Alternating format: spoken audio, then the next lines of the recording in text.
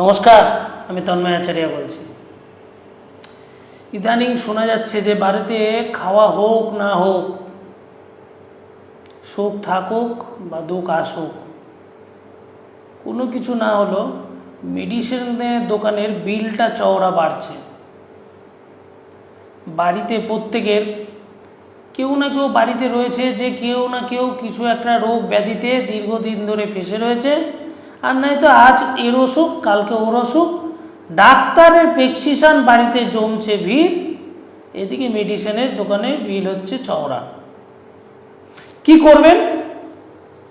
রোগ মুক্তির উপায় একটা পঞ্চধাতুর কচ্ছপ নিতে হবে, পাওয়া যায়, একটু যোগাযোগ করবেন, না পেলে বলবেন, যোগাযোগ করিয়ে দেব।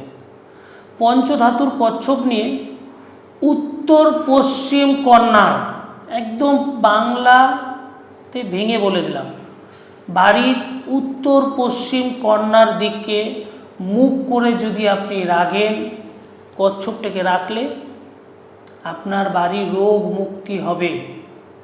বাড়িতে মানুষের রোগ যেটা দীর্ঘদিন ধরে রয়েছে সেটা থেকে আপনি মুক্তি পাবেন।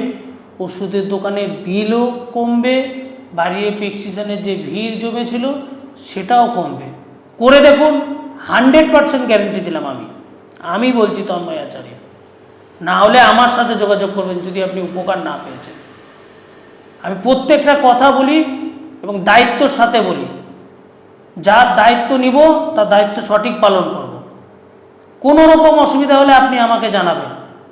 কোনো রকম যদি এছাড়াও যদি আপনার অন্য কোনো রকম সমস্যা হয়, সংসার দাম্পত্য জীবন থেকে, সন্তান অবাধ্য থেকে, ব্যবসা বাণিজ্য থেকে, প্রেম ভালোবাসা থেকে, দায়িত্বর সাথে সমাধান করব।